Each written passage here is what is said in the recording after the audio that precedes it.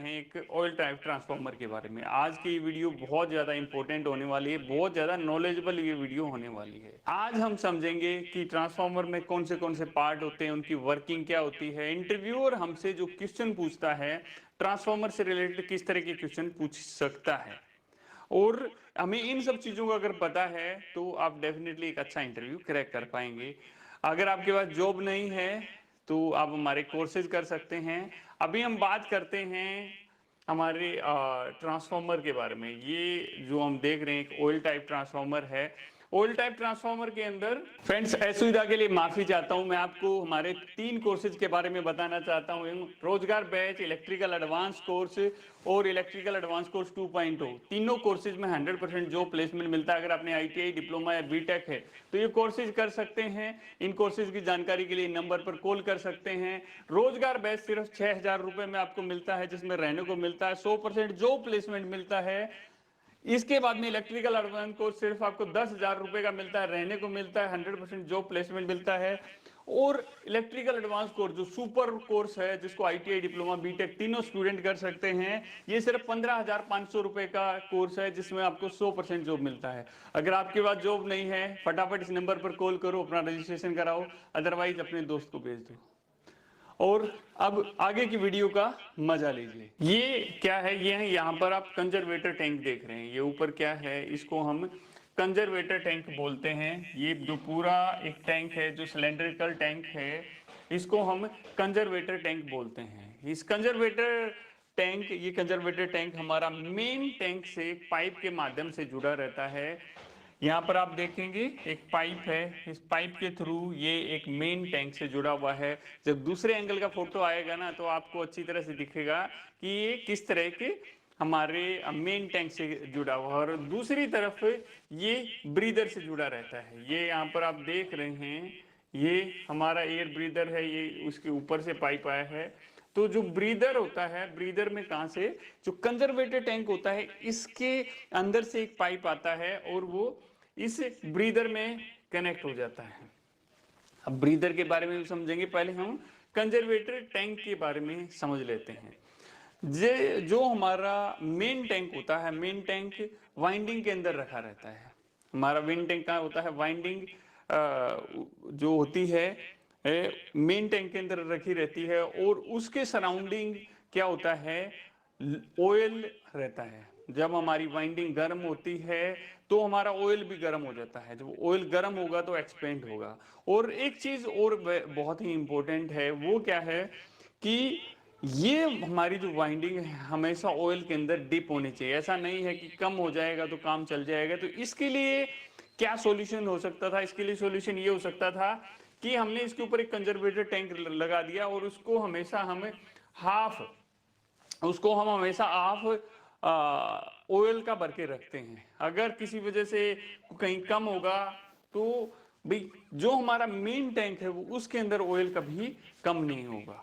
तो इस conservator tank को हम हाफ भर के रखते हैं। हाफ ऑयल भरा रहता है और हाफ में क्या रहती है? एयर रहती है। हाफ में एयर रहती है, जहां पर कुछ नहीं है वहां एयर अवेलेबल है।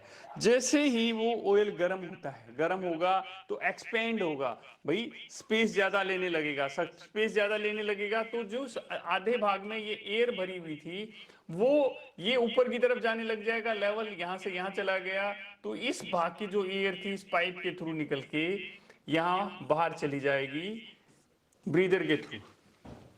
ठीक है, अब तो हो गया भाई, मेरा टेम्परेचर बढ़ रहा है, लोड कम हो रहा है, तो क्या होगा? फिर टेम्परेचर ऑयल का डाउन होने लग जाएगा। और जो मेरा ऑयल लेवल पहले यहां पर था, वो घट के दोबारा से हमारा नीचे की तरफ आ गया है। पहले हमारा ऑयल लेवल ऊपर था, अब घट के अपने आप, क्योंकि भाई हमारा पानी उबालते हैं, ऊपर हो गया, ठंडा हो जाता है, फिर नीचे की तरफ आता है। तो उसी तरह ऑयल कम हुआ, फिर नीचे आ गया। तो भाई जो ऊपर वाले जगह से जो एयर को हमने बाहर निकाला था वो भी तो अंदर जाएगी। अब तो वो अंदर जाएगी तो क्या होगा? इसके अंदर ये ब्रीदर है, ब्रीदर के अंदर क्या भरी रहती है? सिलिका जल भरी रहती है। सिलिका जल क्या करती है? मॉइस्चर को ऑब्जर्व करती है। ऑब्जर्व का मतलब भाई सोख लेती है, उसको सोख लेती है, मॉइस्चर को अंदर नहीं जाने जाती देती। ट्रांसफार्मर ऑयल के अंदर अगर मॉइस्चर चला जाए, वाइंडिंग तक किसी तरह चला गया, और ये जो मॉइस्चर तो बहुत खतरनाक होता है, इसलिए जो मॉइस्चर है उसको हम यहीं पर ये सिल्का जेल इसके अंदर भर के रखते हैं। सबसे पहले भाई धूल मिट्टी भी आएगी, तो जो इसके नीचे आप कप सा देख रहे हैं ना, इसके अंदर हम ऑयल भरते हैं। कौन सा ऑयल होता है? जो ट्रांसफार्मर ऑयल होता है, वो इस कप से के अंदर भरते हैं। जो एयर होगी पहले इस कप के अंदर जाएगी और फिर इसके अंदर सिल्का जल के ऐसे पत्थर से लगे रहते हैं, सिल्का जल के टुकड़े से रहते हैं, इनके साथ टच हो के जैसे जाएगी तो वो पत्थर है, जो सिल्का जल है वो क्या करेगा? ऑब्जर्व कर लेगा उसको, और इसके अंदर जो एयर जाएगी वो साफ जाएगी, गंदगी नहीं जाएगी। गंदगी तो किसने? ये जो नीचे ढक्कन में तेल था उसने, उस तेल के अंदर से अगर वो होके गया है तो कुछ मॉइस्चर और कुछ डस्ट है वहीं रुक जाएगी, और कुछ मॉइस्चर बचा है तो वो सिल्का जेल ऑब्जर्व कर लेगी। तो इस तरह करके ये देखो हमारा कंजर्वेटिव टैंक और ये काम करते हैं। डेली बेसिस पे हम बोलेंगे इसमें क्या करते हैं। डेली बेसिस पे हम यहाँ पर ये लेवल होता है, लेवल इसको क्या बोलते हैं? लेवल गेज बोलते हैं। इस लेवल को चेक करते हैं, भाई मेरा लेवल कितना है, तो इस लेवल को हमें चेक करना होता है। इस लेवल को हम चेक करते हैं और हमारी जो रीडिंग होती है उसमें नोट करते हैं। और भी कई सारी चीजें हैं जो हम डेली उस रूटीन एक्टिविटी में करते हैं, वो हम आगे डिस्कस करेंगे। इसके दूसरी साइड हम बात करें तो इसकी दूसरी साइड ना MOG लगा रहता है, मैग्नेटिक ऑयल गेज होता है। उसके बारे में भी जब आपको फोटो में क्लियर होगा तो हम बात करेंगे। तो ये हमारा कंजर्वेटर टैंक के बारे में बात कर लिया हमने, और हमने ब्रीदर के बारे में हमने बात कर लिया। जो कंजर्वेटर टैंक रहता है इसके बीच में एक बकोज रिले भी लगी रहती है, उसके बारे में हम डिस्कस करेंगे। अब थोड़ा सा चलते हैं अगले फोटो के ऊपर, और यहाँ पर आप देख रहे हैं ये प्रॉपरली एक कंजर्वेटर टैंक आपको यहाँ पर दिख रहा है। ये हमारा प्रॉपर एक कंजर्वेटर टैंक है। इससे थोड़ा सा और हम आगे चलते हैं। ये क्या है? ये हमारी WTI और OTI है। इसको क्या बोलते हैं? वाइंडिंग टेम्परेचर इंडिकेटर, ये इधर वाला है। ये oil temperature indicator, OTI oil temperature indicator. तो इसमें जितना हमारा ऑयल गर्म होता है, तो इसमें दो सुई आप देख रहे हैं, एक नीचे काली वाली है, एक लाल वाली है। दो सुइयां हैं, एक काली वाली है, एक हमारी लाल वाली है। जो काली वाली होती है वो हमारी मेन टेम्परेचर की सुई होती है। वो लाल वाली सुई को ऐसे आगे की तरफ धकेलती है, और सपोज आज मेरा टेम्परेचर सपोज यहां तक पहुंचा था, तो इसने क्या किया? लाल वाली सुई को यहां ले जाके छोड़ दिया, फिर ये दोबारा ठंडी होकर यहीं आ जाएगी। लाल वाली सुई हमारी यहीं रहेगी। अब मुझे लाल वाली सुई को वापस वहीं लेके आना है। किस लिए है? ये भी हम अगले दिन आएंगे, भाई लाल वाली सुई कहां तक पहुंच रखी? ओके, कल मैक्सिमम टेम्परेचर हमारा इतना गया था, कल हमारा मैक्सिमम टेम्परेचर इतना गया था। और इसके अंदर दो चीज आप देखोगे, एक यहाँ पर होता है और एक मेरी जो उंगली लगी इसके पीछे होता है। इसी तरह की पत्ती होती है, एक चोंच सी देखो, चोंच लगी हुई है। ये चोंच आप देखोगे ना, जहां पर आपका सिस्टम लगा हुआ है, तो ये अलार्म के लिए होती है। इधर वाली अलार्म के लिए, इसके ऊपर लिखा है अलार्म, और दूसरे वाला ट्रिपिंग के लिए है। तो इसमें सेटिंग देख सकते हैं भाई, हमारी जो ऑयल टेम्परेचर इंडिकेटर की हमारी सेटिंग कितने पे है। ऑयल की जो सेटिंग रहती है हमारी 85 से 90 के बीच में होती है। 85 पे अलार्म आ जाता है, 90 पे ट्रिपिंग आ जाती है। और वाइंडिंग की इससे थोड़ी सी ज्यादा रहती है, क्योंकि पहले वाइंडिंग गर्म होती है फिर ऑयल गर्म होता है। ये क्वेश्चन पूछ लिया जाता है इंटरव्यू में कि वाइंडिंग को टेम्परेचर ज्यादा गर्म होता है या ऑयल? आपने कह दिया जी वाइंडिंग, क्यों होता है, कैसे होता है? तो आपको पूरा रेडी रहना है, क्योंकि भाई मेन वाइंडिंग है, वाइंडिंग से ही ऑयल गर्म हो रहा है, तो ऑयल का टेम्परेचर कभी भी ज्यादा नहीं हो सकता। जैसे ये ऑयल टेम्परेचर इंडिकेटर यहाँ पे दे रखा है, उसी तरह दूसरी तरफ क्या है? ये वाइंडिंग टेम्परेचर इंडिकेटर है। ये क्या है? वाइंडिंग टेम्परेचर इंडिकेटर है। यहाँ पे भी देखो, इसमें भी ये लाल सुई है। देखो लाल सुई क्या दिखा रही है? 60 तक पहुंचा हुआ है, ये नीचे की तरफ आया हुआ है।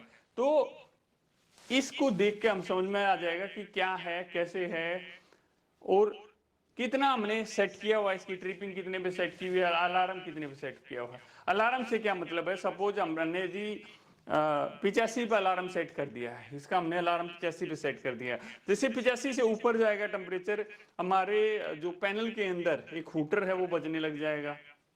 हुटर बज गया, उसके साथ साथ में एक इंडिकेशन रहता है, वो जलने लग जाएगा। तो वो क्या कह रहा है? भाई अपना टेम्परेचर बढ़ रहा है, आप देख लो उसको। नहीं तो वो ट्रिप हो जाएगा, आपके सिस्टम को ट्रिप कर देगा। आप देख सकते हैं भाई किस वजह से वाइंडिंग टेम्परेचर बढ़ रहा है, अगर कुछ कम से कर सकते हैं तो उसको हम कम भी कर देंगे। लोड कम करके ही हम उसको कम कर सकते हैं, वैसे इतना पॉसिबल नहीं होता कि हम उसको कम कर सकें। यहाँ पर हम देख रहे हैं, यहाँ पर दो तीन चीजें हैं जो काफी इंपॉर्टेंट हैं और हमें समझनी चाहिए। ये हमने समझ लिया कि ब्रीदर, भाई ब्रीदर क्या होता है, इसके नीचे ढक्कन था, इसके अंदर जो सिलिका जेल भरी रहती है उसके बारे में समझा। ये वो पाइप है जो हमारा मेन कंजर्वेटर टैंक से, ये देखो मेन टैंक की तरफ जा रहा है, ठीक है। ये बकोज रिले है, बकोज रिले को अगली स्लाइड में समझेंगे कि क्या होती है, कैसे होती है, क्यों लगाते हैं। इसके अलावा ये देखो यहाँ पर आप देख रहे हैं, ये एक्सप्लोजन वेंट बोलते हैं, इसको क्या बोलते हैं फ्रेंड, एक्सप्लोजन वेंट। इसको भी हम अगली स्लाइड में थोड़ा सा अच्छी तरह से समझेंगे। और आप लोगों के लिए एक इंपॉर्टेंट इंफॉर्मेशन है, अगर आप फ्री में पीएलसी सीखना चाहते हैं तो स्किल्ड हिंदुस्तान ऑटोमेशन पर आपको फ्री में पीएलसी सिखाई जाती है। अगर आप हमारा स्किल्ड हिंदुस्तान एक्सपेरिमेंट देखना चाहते हैं, उसमें हम नए नए एक्सपेरिमेंट आप लोगों के लिए लेके आ रहे हैं, जो आप बताओगे सर ये वाला एक्सपेरिमेंट करके दिखाओ, आप लोगों को तो पैसे लगेंगे, वहां पर आपको फ्री में टेक्निकल से रिलेटेड बहुत सारे एक्सपेरिमेंट देखने को मिलेंगे, और जो आप बोलोगे वो भी हम आपको करके देंगे। इसके अलावा स्किल्ड हिंदुस्तान हमारी सक्सेस स्टोरी है। स्किल्ड हिंदुस्तान होम केयर है, भाई आपकी प्रेस खराब होगी, आपकी वॉशिंग मशीन खराब होगी, आपका पंखा खराब होगा, कैसे रिपेयर करें, उस वाले चैनल में हमने आपके घर से रिलेटेड सारी चीजों के बारे में बताया गया। एक पंखा भाई कैसे उसके कनेक्शन कर सकते हैं, एक गैस कैसे चेक कर सकते हैं, एसी की सर्विस कैसे कर सकते हैं, बहुत सारी चीजें हैं जो फ्री ऑफ कॉस्ट वहां पर मिलेंगी। और अब हम आ जाते हैं दोबारा से अपने टॉपिक के ऊपर। ये क्या लगा हुआ है, इसको बोलते हैं प्रेशर रिलीफ वाल्व रहता है।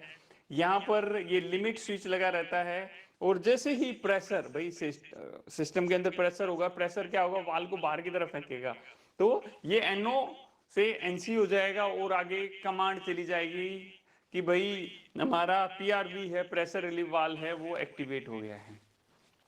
ये हमारा दो जगह लगा रहता है, पहली जगह है हमारी मेन टैंक पे भी लगा रहता है, बट ज्यादातर ये जो हमारा OLTC रहता है, OLTC के ऊपर हमारा ये सिस्टम लगा रहता है। यहाँ पर हमने, यहाँ पर आप देख रहे हैं ये कुछ फिन्स हैं। ये फिन्स क्या करती हैं भाई, जब ये मेन टैंक से जुड़ी रहती हैं, फिन्स क्या होती हैं, रेडिएटर भी बोलते हैं इनको, ये फिन्स मेन टैंक से जुड़ी रहती हैं। जब ऑयल इन फिन्स के अंदर आता है तो वो डिस्ट्रीब्यूट हो जाता है, बहुत ज्यादा फैल जाता है। भाई मेरे कहूँ कि दूध है, दूध को ठंडा करना है, गिलास में है, भाई दूध ठंडा ही नहीं हो रहा, मैं थाली में डाल दूंगा तो 1 मिनट में ठंडा हो जाएगा। उस तरह इसमें पतली पतली फिन्स लगी रहती है जिसमें ऑयल फैल जाता है, और फैलते ही अपने आप ठंडा हो जाता है। उसमें से नेचुरल तरीके से हवा जाती है और ये ठंडा कर देती है। और थोड़ा सा हम आगे बढ़ते हैं और थोड़ी चीजें समझते हैं।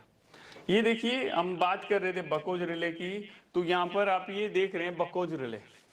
ये बकोज रिले कहाँ लगी रहती है, बकोज रिले हमारी जो कंजर्वेटर टैंक और मेन टैंक के बीच में लगी रहती है। यहाँ पर आप देखोगे एक वाल तो यहाँ पर लगा हुआ है और एक वाल यहाँ पर लगा हुआ है, इसलिए दे रखा है। किसी वजह से ये भाई खराब हो गई तो क्या करोगे, पूरा टैंक कंजर्वेटर टैंक खाली करना पड़ेगा, वो नहीं, आप इधर का वाल बंद कर दोगे और इधर का वाल बंद कर दोगे और आराम से इसको निकाल सकते हो। थोड़ा बहुत ऑयल निकलेगा वो हम आगे एडजस्ट कर सकते हैं।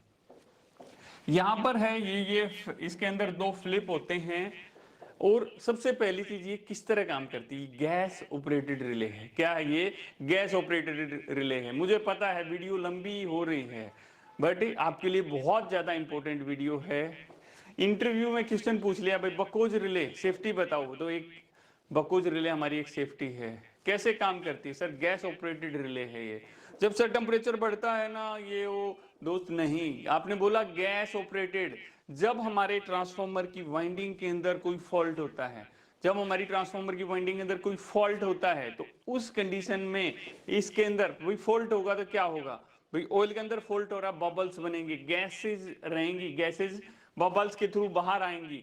जब वो मेन टैंक इस पाइप के थ्रू इधर से बाहर आएंगी तो इसके अंदर फ्लिप रहते हैं, उन फ्लिप के अंदर वो बबल्स ना फंस जाते हैं, वो फ्लिप ऐसे टेढ़ी हो जाती है, और जैसे वो टेढ़ी होती है उसके साथ मरकरी स्विच लगा रहता है। क्या लगा रहता है? Mercury switch. मरकरी स्विच क्या करता है? सिस्टम को भाई NONC पॉइंट कर देता है, वो भाई NONC कर देता है, और वो हमारे सर्किट को, सिस्टम को अलार्म या ट्रिपिंग की कमांड चली जाती है।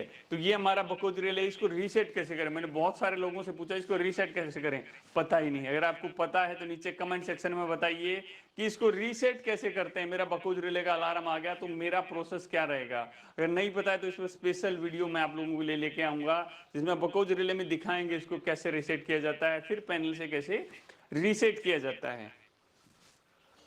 अभी इसमें हम थोड़ा सा